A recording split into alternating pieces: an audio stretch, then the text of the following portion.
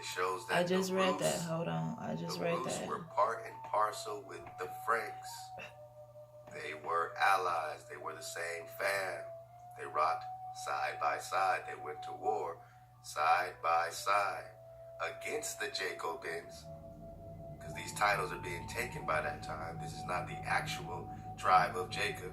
These are the Jacobins or Jacobites that are being stolen, more titles being stolen from the James or Jacobit or James or Jacobite or Jacob James switcheroo.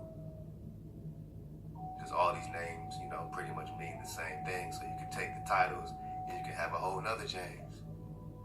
You can have another Jacob. And one of them is a family that's confederate against you, that you're fighting against. In the Jacobite uprising, you're fighting against the Jacobites.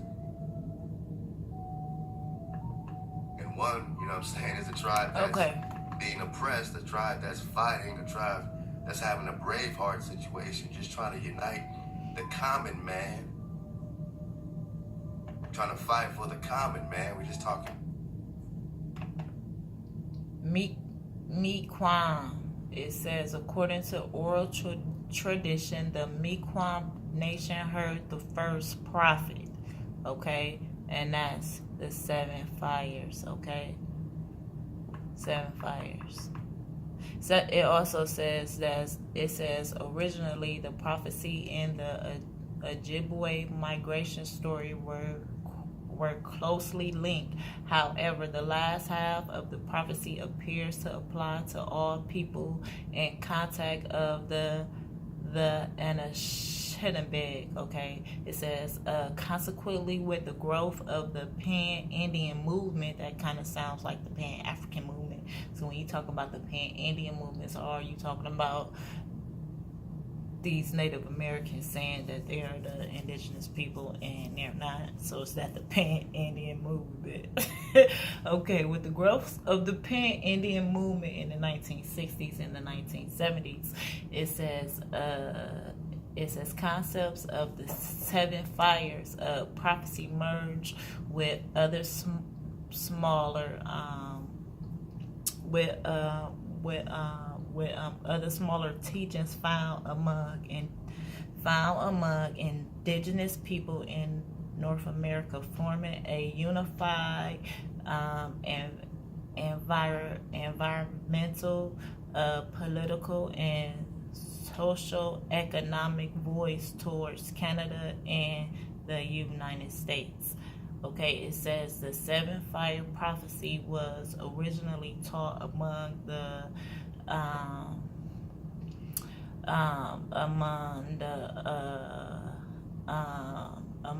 practitioners of the Midway. Okay, so we're gonna get back to it. Miquam. Okay, it's M-I, because I know y'all was probably asking me how do I spell it before I move on. It's M-I-KMAQ. Okay.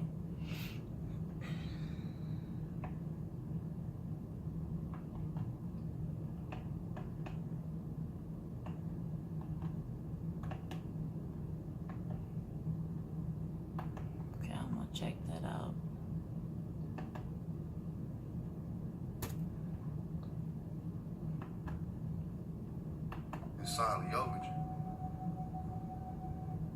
It shows that the Rus were part and parcel with the Franks in forming the Knights Templar. So France, or the French, or the Franks, and the Rus, or the Rushans, or the clan Cial Andreas, just like the San Andreas fault, connects back to Cali, connects back to the land. It's all energy, frequency, vibration. It says that the Rus and the Franks were part and parcel. They were connected with forming these Knights Templar. And this supports my findings that Franks and Russians were from the same stock of people. The same people. The red ones. So you have Kiev Andres, or Kiev Rus, the land of Rus, and the princes of Rus, or Rus, lived in Kiev. Oh, wow. Russia. So this Kiev, K-I-E-V, was one of the stomping grounds, they say, until the Mongol hordes invaded. So, you know, we're just talking that Genghis Khan invasion. They're putting it at 1242. And we got to get in that press that John got wrote up on in 1202.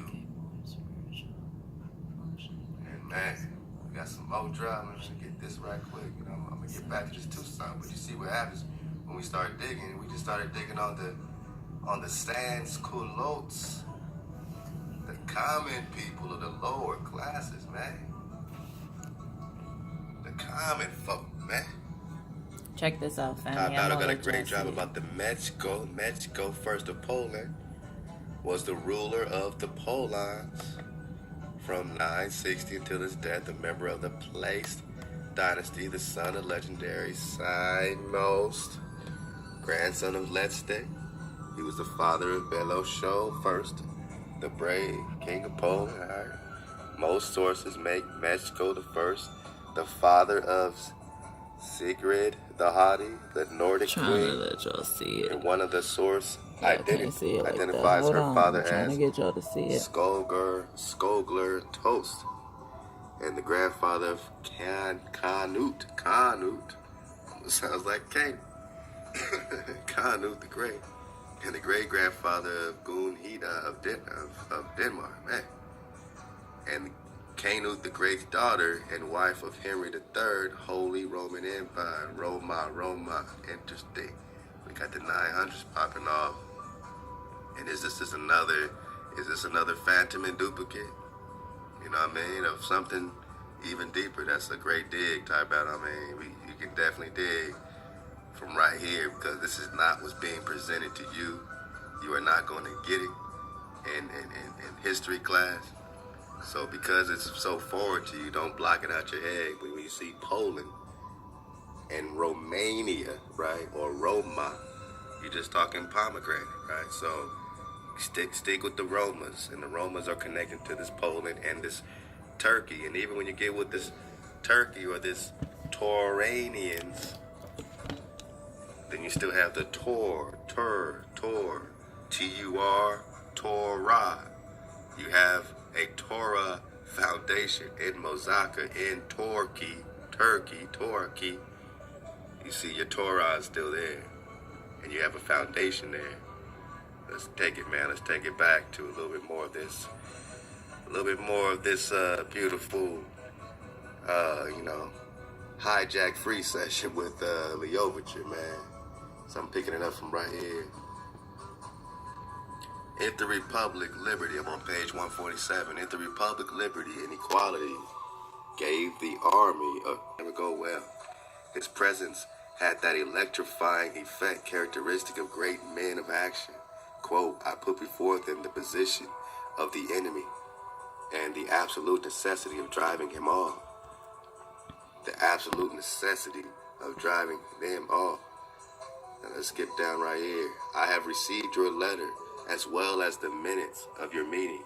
He writes to some of his officers, I have noted with pleasure the manner in which you have repulsed the enemy.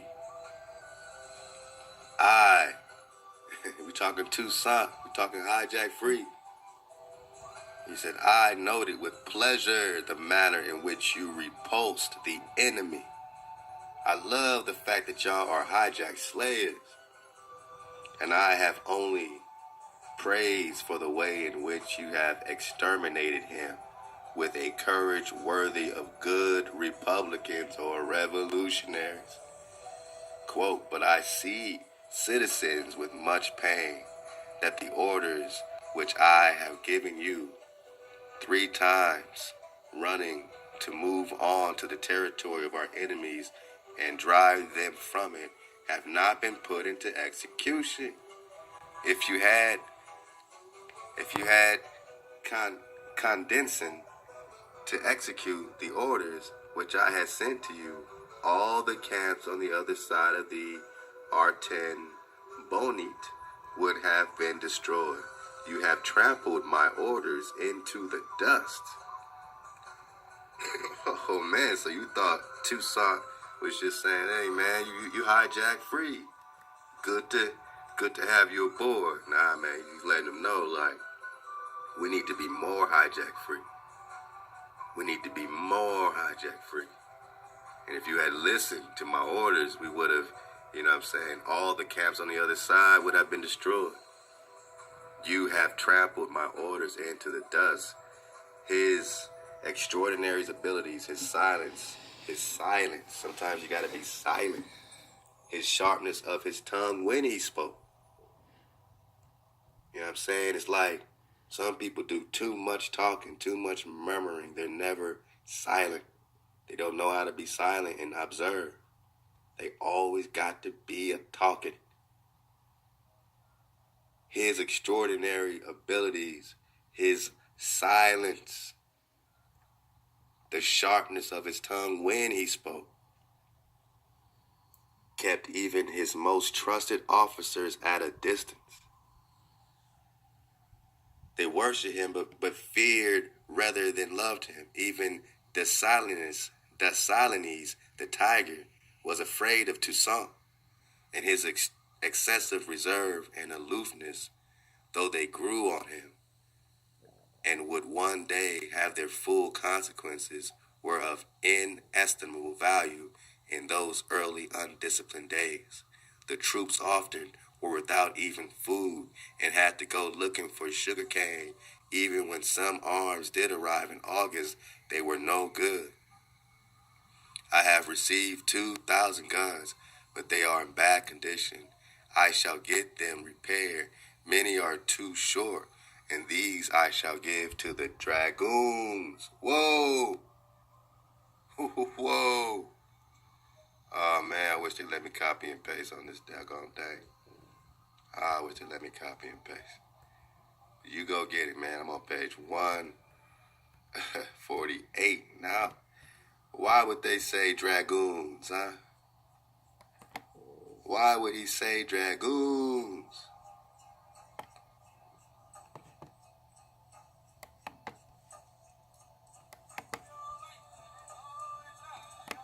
Why would he say dragoons? Who's the goons?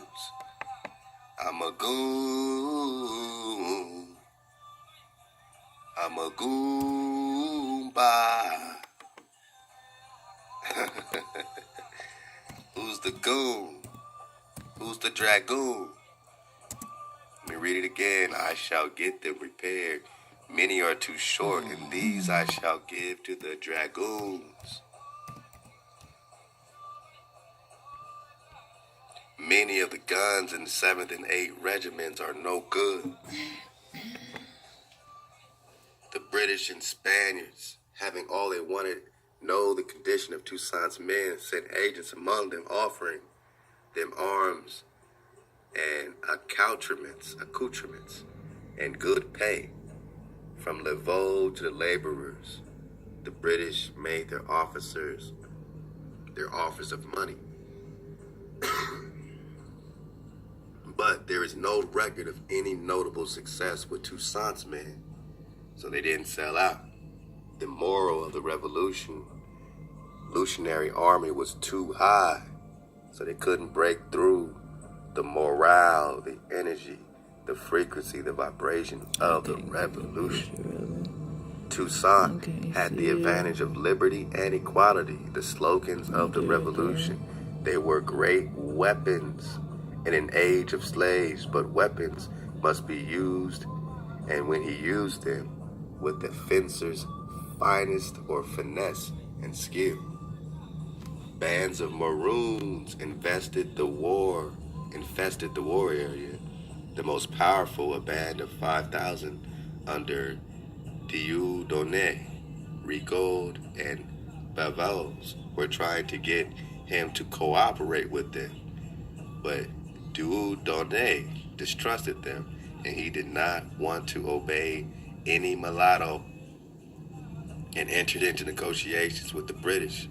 The British had made all arrangements to buy him over, but the millstone around their necks in this campaign was the reactionary policy.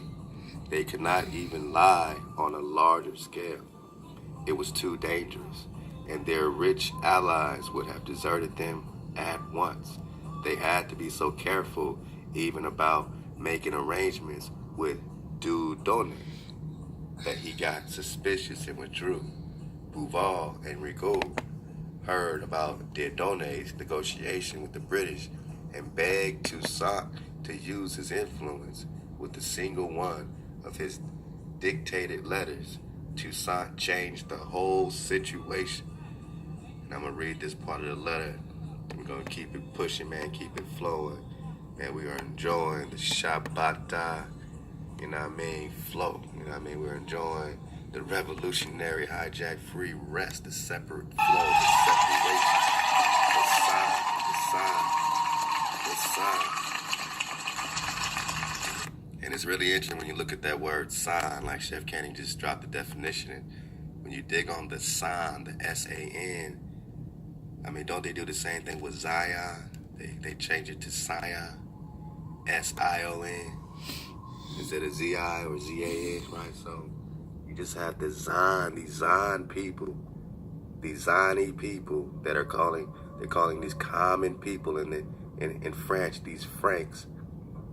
So if the Rus and the Franks were part and parcel, if they worked together, if they were one family of red people, ruddy people, brown, copper color, melanated family, Israelite family, what happened to the Franks? I'll wait. What happened to the Franks? Where they at? Where they at? Did some of the Franks get put on boats? Or are some of those Franks still there? Are the Franks only in France that you know of?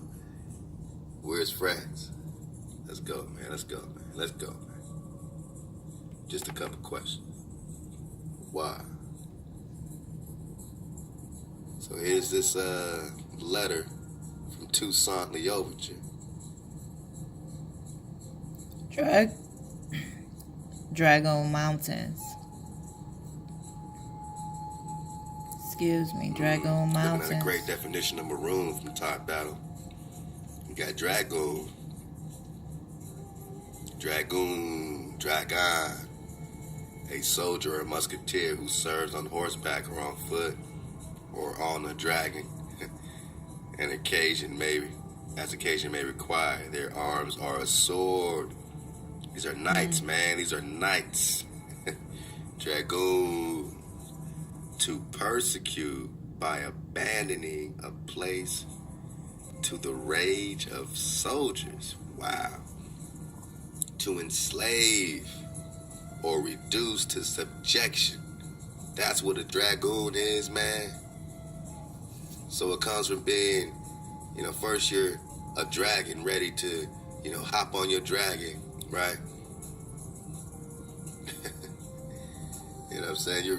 You're a soldier on your dragon ready for war, and then you just become enslaved because you lost the war now. So the second definition is to enslave or reduce to subjection because you're off your horseback, you're off your dragon. That's done, right? Now you're a dragoon, you're a slave. Maroon, these are all 1828 Webster dictionaries. Definitions, you know what I mean? A name given to free blacks living on the mountains in West Indian Islands. Isles mean islands, right? So, okay, we're talking about the islands in the West. Right. Maroons, more, move.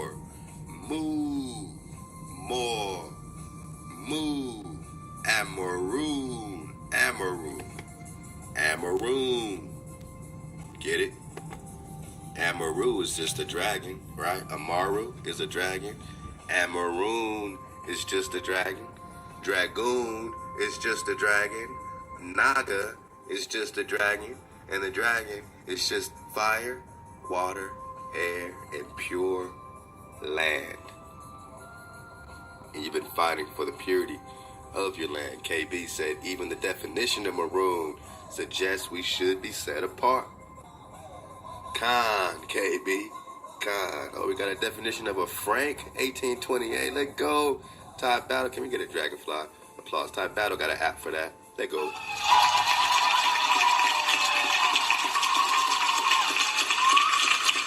I said Shabbat Shalom, Shabbat Da.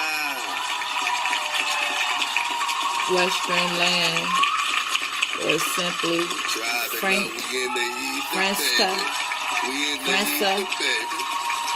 was the western part of the kingdom of the Franks. Bang, bang, bang. Let go, man, let go. We're just talking Tucson. I didn't know all this would come from talking Tucson. Can we get a dragonfly applause for Tucson? A layoverture.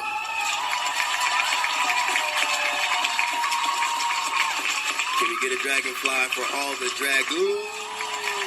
Merovingian kingdom, the Carolingian kingdom. Let y'all see this map. Back dragons and stuff. Yeah, I mean, we are dragon riders.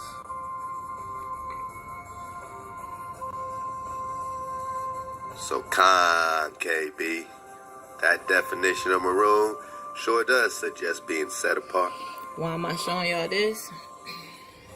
The definition y'all of a didn't Frank. Remember? Let's see. Does it also suggest being set apart? It was in the Franks. Since the Franks and the Kingdom. Roosters are part and parcel, they're the same family of red people. Clovis, we dug on him before. Frank, 1828. Adjective, open. Eric the third. We know who this is. Ingenious or indigenous. We're talking about David's here. Ingenious. We're talking about candid, David's. Free. Look. Does that suggest being set apart? Free. You're candid. You're free. You're ingenious. This the third one, right? You're ingenuous. Or I'm just indigenous, man. I just want to what? The just put the D, just put it back together. Indigenous, man. Just to be candid. Free and uttering real sentiments. Not reserved, man. You ain't reserved. You just all out. What did Toussaint say about being all out? He said, man, you gotta show people who you are on the spot, or else it goes all bad. You gotta let them people know who you are on the spot. You gotta be all out. You gotta be candid.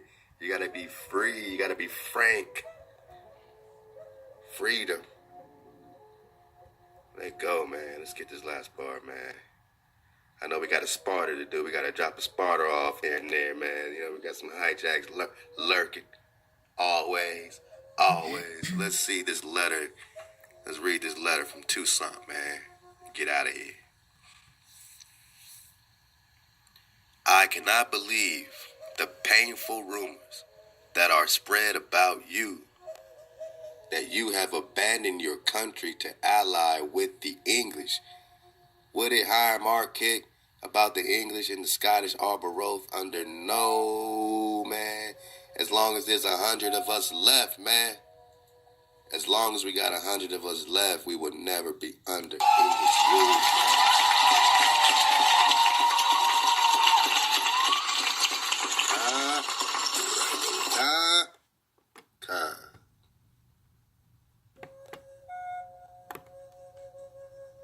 Wow.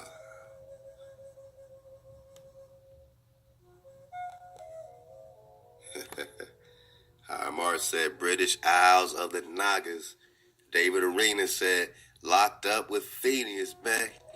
Ty Battle said for real, for real. Hiram said con, let go. Ty Battle said clap, clap, clap, clap, clap, clap, clap.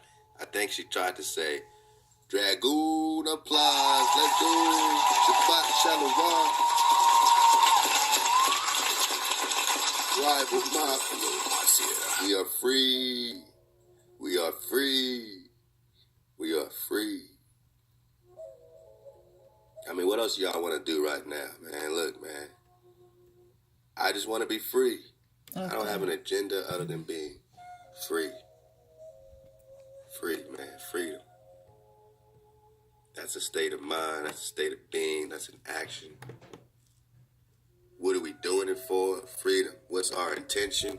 Freedom. Why are we in the ether? To connect to all of the Nagas across the plain. To put out a frequency of freedom. Your tribe does not consist of the Nagas around you. Your tribe consists of the Nagas all across the plain that are all protecting the vortexes. So we don't close up and say, oh, this is what we mean by tribe, just the Nagas we know. Nah, man, that's not. You want to powwow? You need to powwow with all these Nagas that are listening in to get the vibration and to share the tribe. You want to powwow? You need to powwow with Riri, KB, Hire, Hip the Real, David Arenas, Chef Candy, Bruh the Nature, Isaac Ford, man. You want to powwow? You need to powwow with Ty Battle right now, in real time, in the ether. Powwow in the ether. What you waiting for? Tribal Mafia, what you waiting for? What you need? You got another suggestion to connect to these Nagas in French, in Franks, in France, indigenous, ingenuous. I hate that word, ingenuous, man. Man, indigenous, man. We Spermador. Tribal Mafia. All right, well, a reaction. Okay. My busy. In the French Revolution, the parliamentary revolt initiated on 9 Thermidor, year 2. 9 Thermidor, year 2. Ooh-wee. You already know. You already know there's something to this, man. The parliamentary revolt initiated on 9 Thermidor, year 2, which is July 27, 1794, which resulted in the fall of Maximilien Robespierre and the collapse of revolutionary fervor and the reign of terror in France. Wow. Maximus, huh?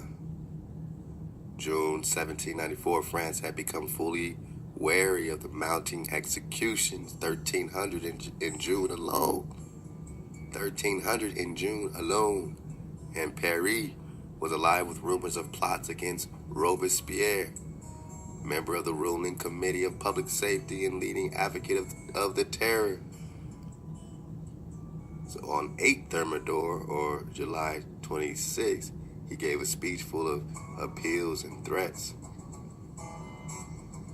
The next day, the deputies in the National Convention shouted him down and decreed his arrest. He was arrested in the Hotel de Ville, along with his brother Augustin Francois Henriette, George Couthon, and Louis de Saint-Just. The same guillotine that on 9 Thermidor executed 45 anti-Robespierre spears executed. 9 Thermidor. All right, so it's a monument. Something about this 9 Thermidor. They executed 45 anti-Robespierre or anti-hijacks. So 45 people that were trying to be hijacked free. In the following 3 days, 104 Robespierres inaugurating a brief white terror. White terror against Jacobins throughout France. Now let's keep digging.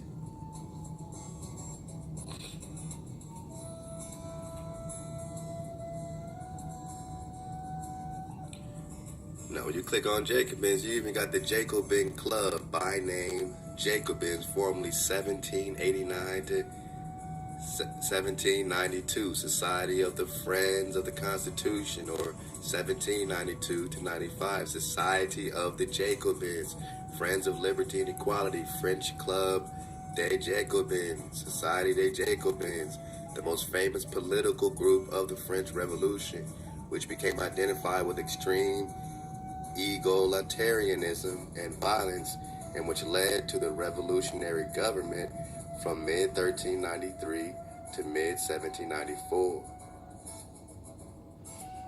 The Jacobins originated as the Club Breton de Versailles, where the deputies from Britain to the Estates General, later the National Assembly of 1789, met with deputies from other. They got some more words there, man, so you can click to see the full article of this Jacobins Club. I'll go ahead and drop that link. So, again, titles, man. People, snatching titles here, snatching titles here. Yeah, KB said 45. 4 plus 5 is 9.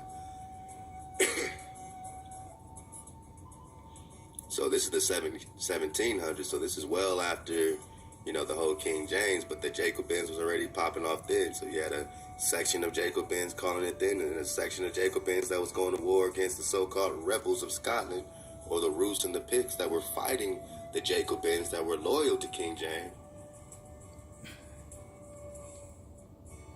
It was all about their freedom. And when you understand and overstand that these patents were put against the indigenous people from King James, the London patent, the Hudson Bay patent, you got the Pilgrim Company,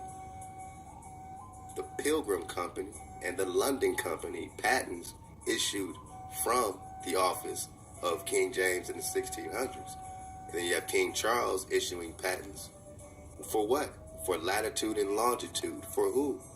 Ain't the people that they are invading.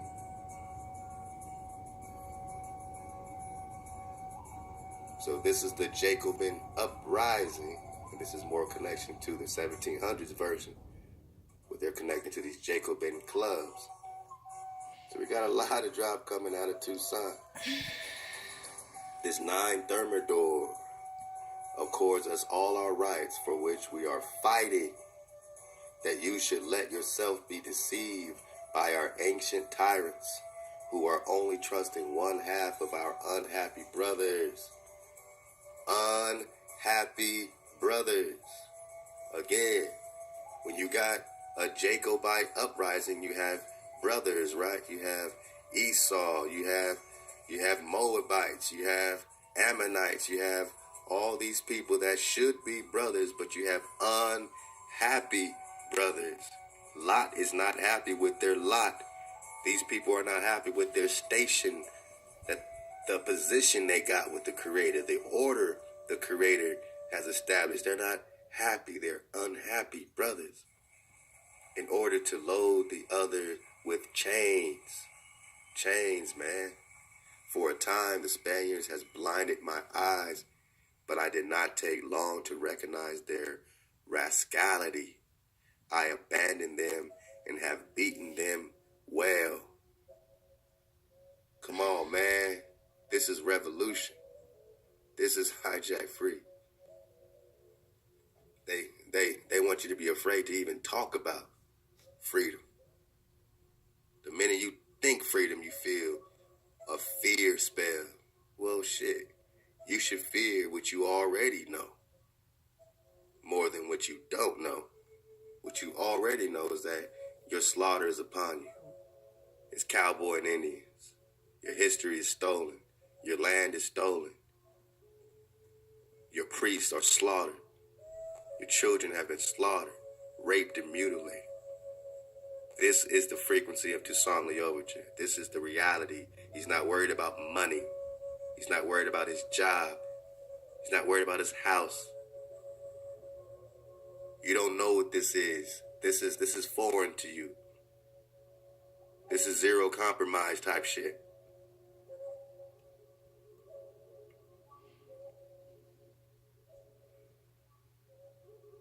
I abandoned them and have beaten them well, who, for a time the Spaniards had blinded my eyes, but I did not take long to recognize their rascality. Let's get that one, rascality. I abandoned them and have beaten them well. I returned to my country, which received me with open arms and has recompensed my services well.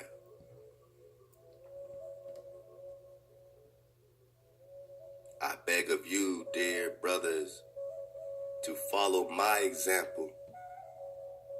If special reasons prevent you from having confidence in Generals Rigaud or Bavouz, Governor Laveau, who is a good father to all of us, and in whom our mother country has placed its confidence, should at least deserve yours.